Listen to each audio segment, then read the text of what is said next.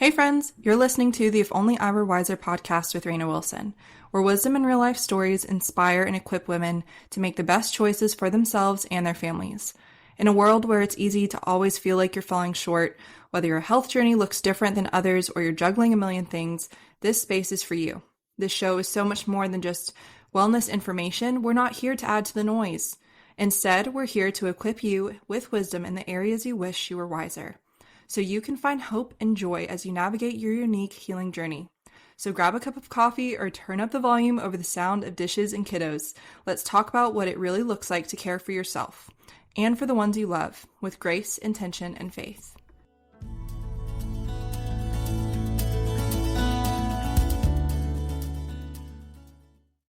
Hey friends, welcome back to the If Only I Were Wiser podcast.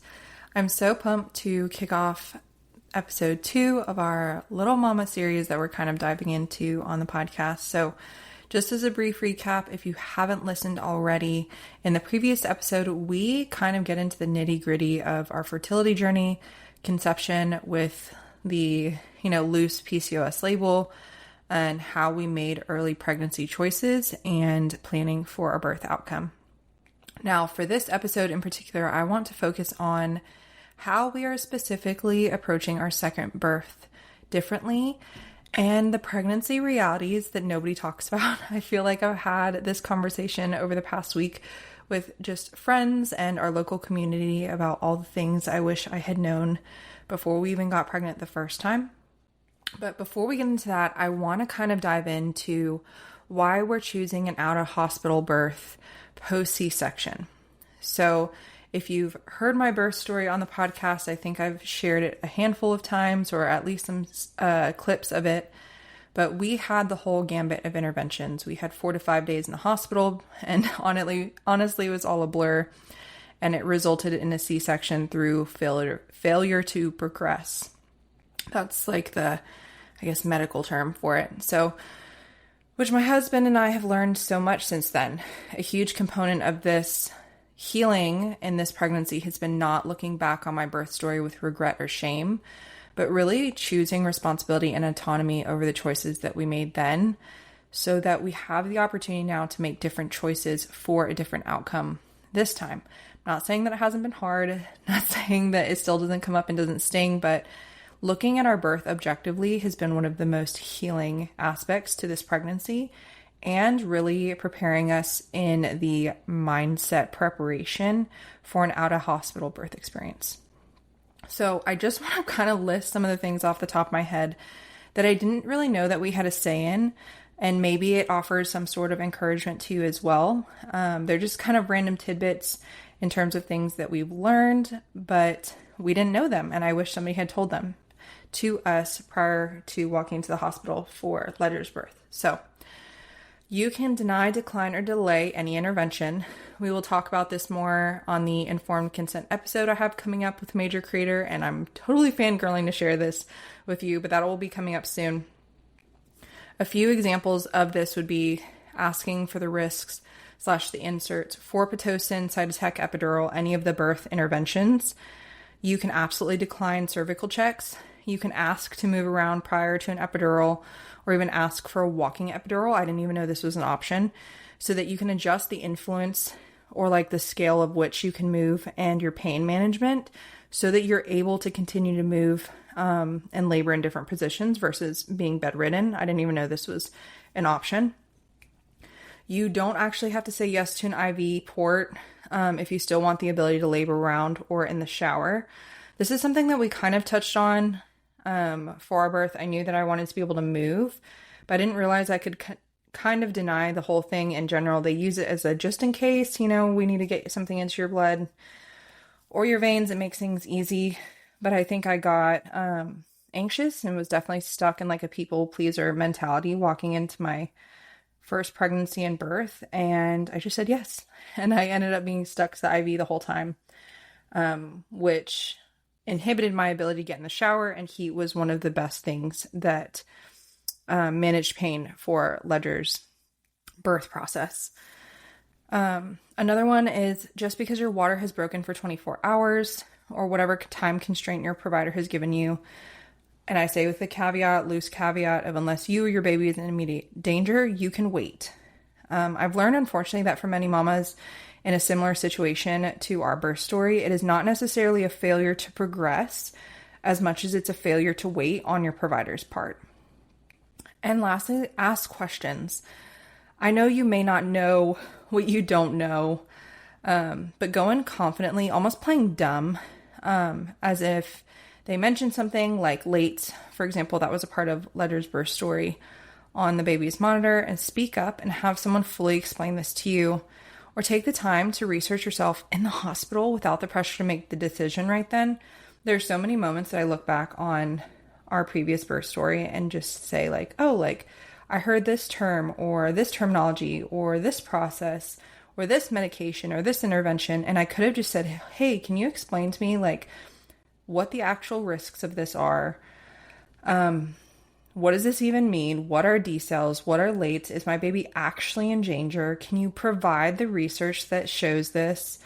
And kind of be ready to stand your ground in that. And I get it. All of that can absolutely be a lot. And by no means am I asking you to take on the roles of a midwife, an OB, anesthesiologist, etc. Because this is actually a tangible conversation that Joseph and I have quite frequently preparing for this out-of-hospital birth. Is you're not meant to put on all these hats so that you can feel equipped, but I am challenging you to take radical responsibility in your birth choices so you can feel confident in the outcome that you wanted.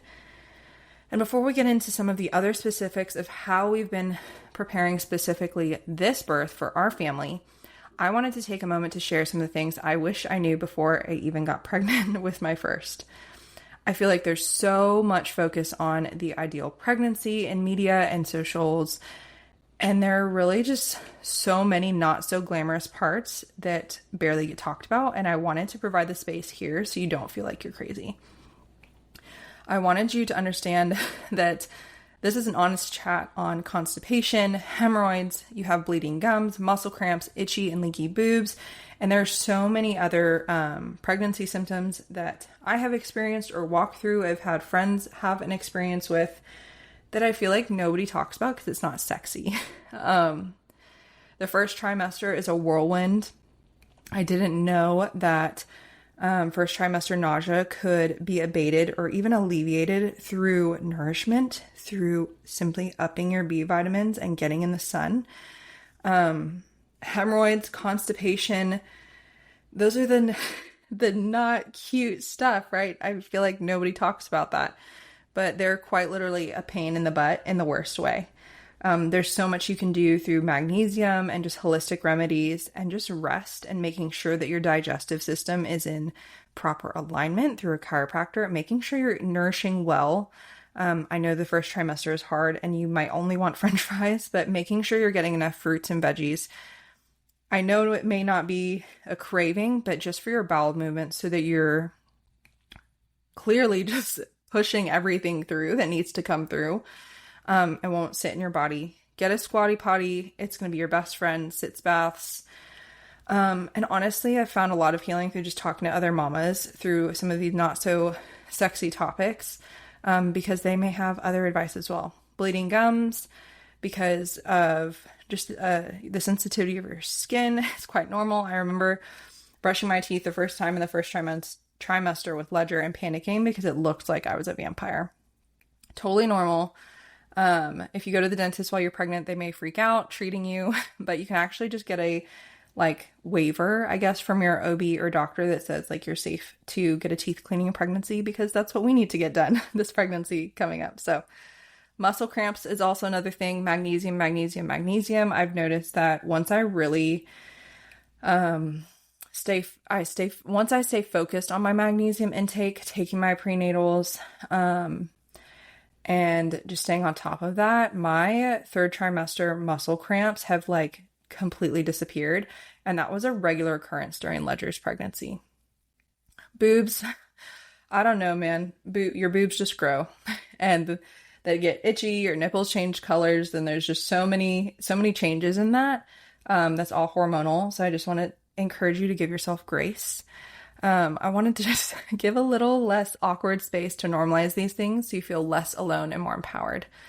Like I said, just some of the holistic remedies I found helpful to balance some of these symptoms have been staying hydrated, stay focused on your fiber and regular movement. We've been using the bowstring practice to kind of prepare for labor and birth in a way that's physiologically aligned.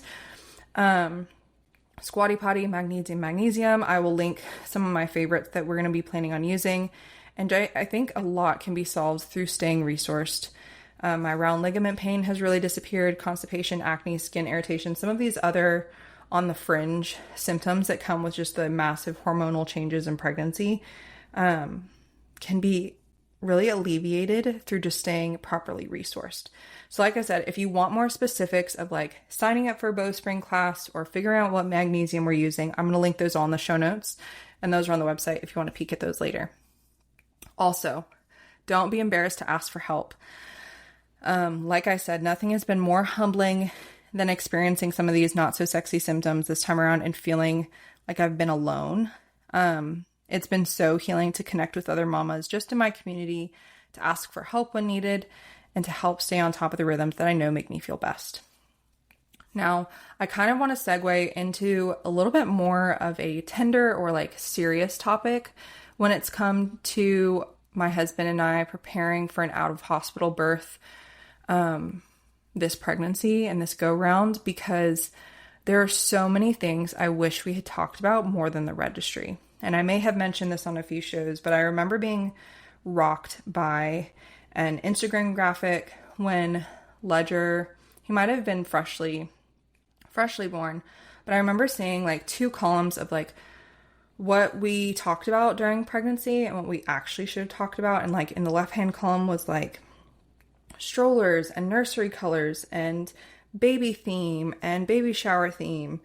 And on the right, we should have talked about finances and how are our roles going to change? How's our marriage going to change? What are we going to do if we have other kids? And that's kind of what I want to unpack here in this section. Kind of like I said, just lead off some of these prompts, whether it's conversation starters or journal things that you guys should talk about. Maybe send this to your spouse or your pregnant mama friend, just as some good ideas to think through going into some of these more serious topics as they pertain to your individual family. And while I know there's a few things I wish I could go back on and talk to myself almost 4.5 years ago in order to not only feel equipped for birth, but birth outside of the system, there's just so much more to this conversation in motherhood, especially preparing for newborn life in general. And I felt so unsettled, I think, going into the fourth trimester with Ledger, because motherhood was portrayed as the shiny, like, next step with, like, snuggly baby pictures and a Pinterest-worthy nursery. But what I didn't realize was there's just so much more for myself, even just as a mom, to be prepared for postpartum, much less my marriage, being on the same page and connected through this major life transition. So I hope that these are helpful and healing for you. Again, they're just conversations that we've either had personally or on our list to talk about and process through this birth. And I will caveat and say that one of the best things that Joseph and I did before Ledger was born was go through a few sessions of couples counseling. And again, like, we're huge proponents of couples counseling, just counseling in general, because not that anything was wrong, but we wanted to work through managing our communication styles and differing expectations and some of the fears and hopes we had going into becoming parents. And we wanted to do that together in a way that was healthy. We had carved out space to have some of these hard conversations with a mediator that we loved and trusted, and unpack some of the things that we may not have realized would come up, which they absolutely have, with like unpacking our family trees and maybe unsaid expectations or rules in the way that our families do things. So that has really helped a lot. So these are just a few of the conversations not to miss that we have found really helpful in preparing not only for this birth and pregnancy, but we've just learned over the past couple years of being parents. So, vaccines for mama and baby. We actually started with the vaccine-friendly plan book, but now we are using just the inserts Alexandra is an incredible resource, and we use her website and all of her resources to dive into the actual pharmaceutical inserts for all things vaccines and pharmaceuticals individually. Newborn care, we kind of tackle through the same lens. So I'm talking the vitamin K shot, erythromycin, which is the eye ointment, eye goop that they put on newborns, newborn screening, and the Hep B shot. Just being educated in some of these areas have been so helpful for Joseph and I to be on the same page. You have to ask yourself, what are the boundaries with new visitors, with friends and family? Are people allowed to kiss baby? Are you letting people hold baby for events like church, small group, or parties? What are your bedtime roles? Who's getting up? Are they working night shifts? One of the things that Joseph and I felt worked really well for our family was he was actually getting up in the evening with me. Not just for solidarity, but I know that this system doesn't work for every family, but I had a C-section, so I physically could not get out of bed to reach our son, and I couldn't do a lot of turning and twisting. And so when Ledger would wake up, I would tap Joseph. He would wake up, go pick up Ledger, hand him to me. I nurse him. And then when he was done, I would tap Joseph and we'd do the diaper change, everything over the course of the evening. And then he'd put him back. And that was just so, I mean, I love my husband and he is so thoughtful and incredibly intentional and just present as a dad. But I think that looking back on that season, freshly postpartum, it was so encouraging just to have someone with me, trying to transition through figuring out how to nurse, how to have a new baby, almost checking for their pulse, like the postpartum anxiety, and just knowing that somebody else is doing that with me. So if that is something that you need, don't be afraid to ask your spouse for that. I'm not saying it's going to look exactly like how our family does it, and maybe that system will totally not work with this new baby. But I want to encourage you to have the hard conversations and ask for what you need. Kind of talking about nursing. What are your nursing expectations? Are you going to breastfeed? Do you have a lactation class scheduled, or are you prepared for that? Have you ordered your breast pump? Are you going to use formula? One of the things I heard on social media this week was just buying a can of formula just to have on hand. And I thought that was incredibly helpful. Thankfully, Ledger just nursed like a champ, and we didn't really entertain that because I didn't even really know what to look for in a formula. But I think it's an incredible resource or just tip to have on hand so that you're not waking up at 3 a.m. in a panic. You're crying, baby's crying, everybody's in diapers, and now you're trying to figure out how to feed your baby before, trying to run to Walmart the next day. Postpartum nourishment is a huge priority for us this time around. I'm not going to be diving into salads and smoothies. We're kind of taking a more Ayurvedic approach with warm and healing foods, especially for typically the first 40 days. Just that more tender, intimate, fresh healing period because warm foods foster that healing energy. So you have to ask yourself, what foods are we prioritizing as a family? Are we going to be making and meal prepping meals on our own? Or are we going to be asking for a meal train? We have put on and I know I've shared it on social media, but the Restorative Roots, I almost said Eat Mama meals. They just rebranded, but my friend Holly is in charge of this amazing organic, regenerative, holistic meal delivery, postpartum meal delivery service. And that's a priority for us. Just having a few holistic meals in the freezer that we know are made with really good top-notch ingredients that we can just pull out and dive into postpartum.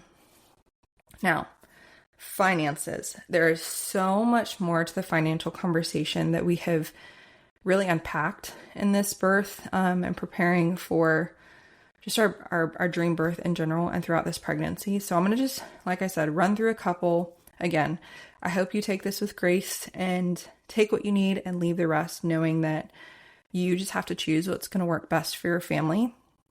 But we had to have a lot of candid conversations about what money looks like, especially preparing for an out-of-hospital birth expense. We also talked about pregnancy care expenses. So chiropractor, massage, acupuncture, pelvic floor therapy, that's covered through my insurance, but we had to pay a copay, just little things like that. Birth classes. We also have talked about what other expenses come up. So like nail or hair or other maintenance, waxing appointments that I wanted to maintain throughout my pregnancy so I can feel like a human. And kind of some of those things similar for postpartum care expenses. Are you setting aside money for chiro adjustments for you and the baby? Postpartum care for you to see a counselor, lactation consultant, body work, a myofascial therapist if your baby has a tongue tie, circumcision. Just some of these other things that pop up that I don't think people talk about or think about when having a baby, that Joseph and I have had to be very intentional about talking about and planning for. So when these charges come in, we're not appalled and or sinking into debt in a way that we're not going to be able to recover, not only physically, emotionally, spiritually with having a new baby added to our family, but the financial stress component of just having that hang over our heads. And lastly, another conversation I think that's really important to touch on is returning to work. Is someone choosing to stay home? Is there a childcare budget? That was something that with Ledger we had not really prepared for.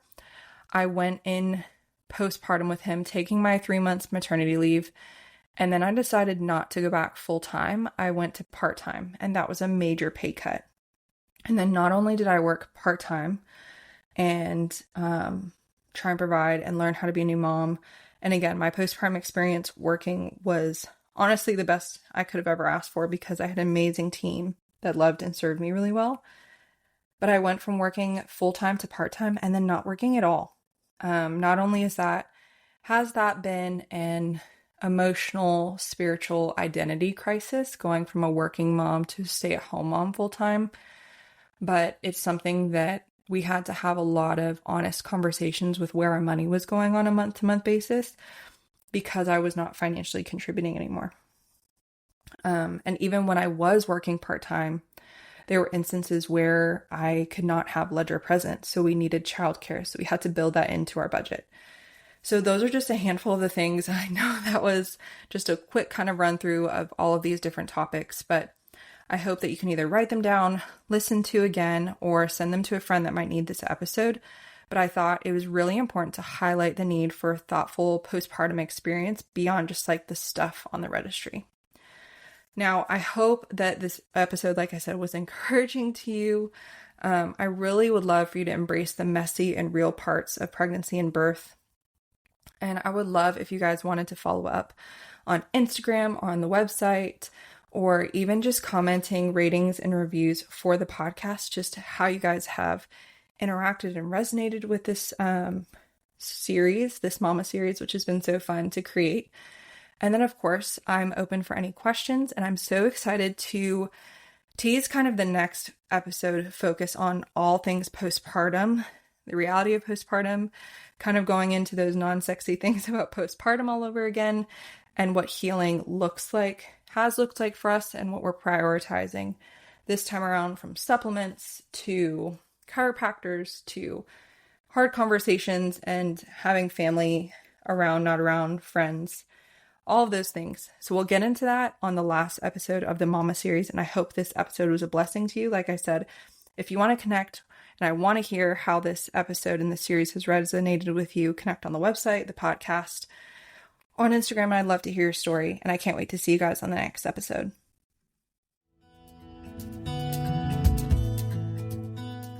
Thank you so much for listening, friend. If today's episode resonated with you, be sure to subscribe and leave a review. It helps our community grow, and I'd be so grateful for your support. Looking for a break from the hurried health lifestyle? Check out my Return to Rest ebook for simple healing habits. And if you're craving a more intentional community, join Restore, the healing collective for the weary woman, a space where we dive into rest with a lens of faith and regular accountability. For more wellness inspiration, follow along at Instagram at WiselyWell or visit livingwiselywell.com for everything from podcast episodes to budget-friendly tips. Thanks again for being part of this community, and I'll see you in the next episode.